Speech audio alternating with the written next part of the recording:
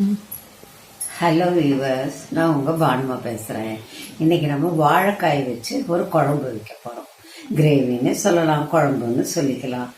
ரெண்டுல செய்ய போறோம். அதுக்கு என்னென்ன வேணும்னு பார்க்கலாம் வாங்க.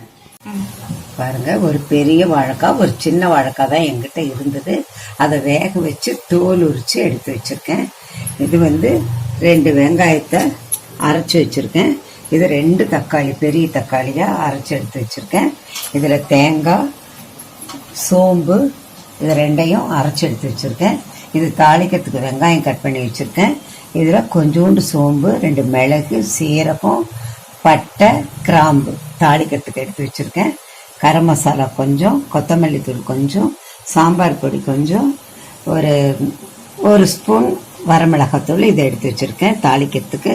இதுல இந்த வாழைக்காயில இப்போ இது பண்றதுக்கு கொஞ்சம் வெங்காயம், பச்சை மிளகாய் நறுக்கி வச்சிருக்கேன். கடலை மாவு கொஞ்சம் எடுத்து வச்சிருக்கேன். பாருங்க, அதுக்கு தான் மிளகாய் பொடி, மஞ்சத்தூள், உப்பு எடுத்து வச்சிருக்கேன். இப்போ எப்படி செய்யறதுன்னு பார்க்கலாம்.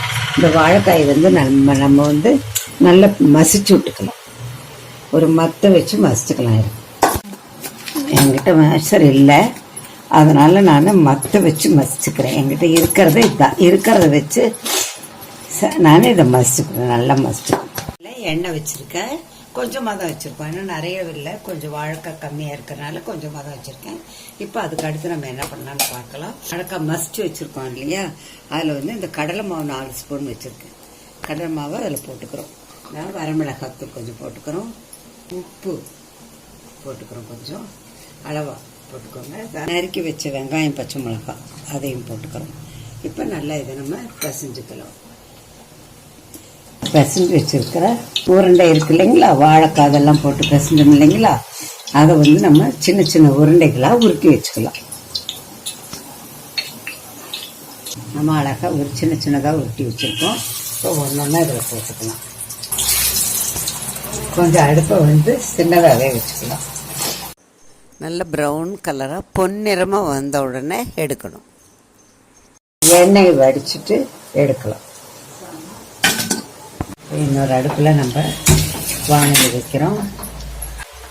கொஞ்சம் எண்ணெய் ஊற்றிக்கிறோம். அந்த பொரிச்ச எண்ணெயை கூட ஊற்றிக்கலாம். பாருங்கள், எண்ணெய் ஊற்றிக்கிறோம். எண்ணெய் காவிட்டும் கடுகு போடுறோம்.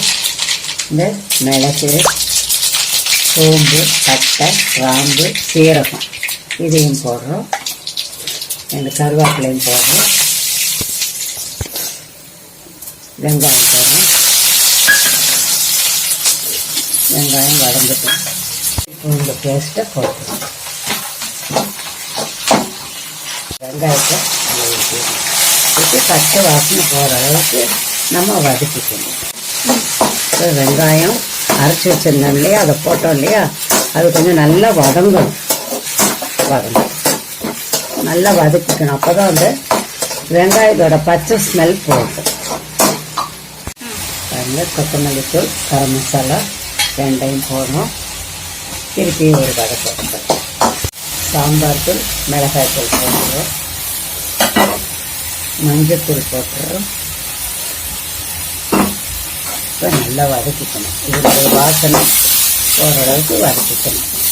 நல்லா வதக்கிட்டா டேஸ்ட் நல்லா இருக்கும், வாசனையும் நல்லா இருக்கும். இப்போ நம்ம அரைச்சி வச்சிருந்த தக்காளி ஊற்றுறோம். அரைச்சி வச்சிருந்த தக்காளி ஊற்றுறோம்.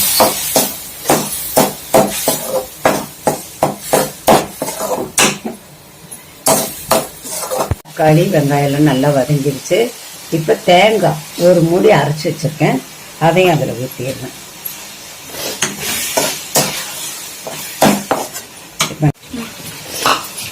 கொஞ்சம் தண்ணி அதில் கலந்துக்கலாம்.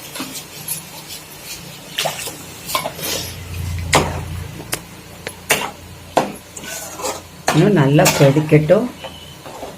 கிரேவிக்கு தகுந்த உப்பு போட்டுக்கலாம்.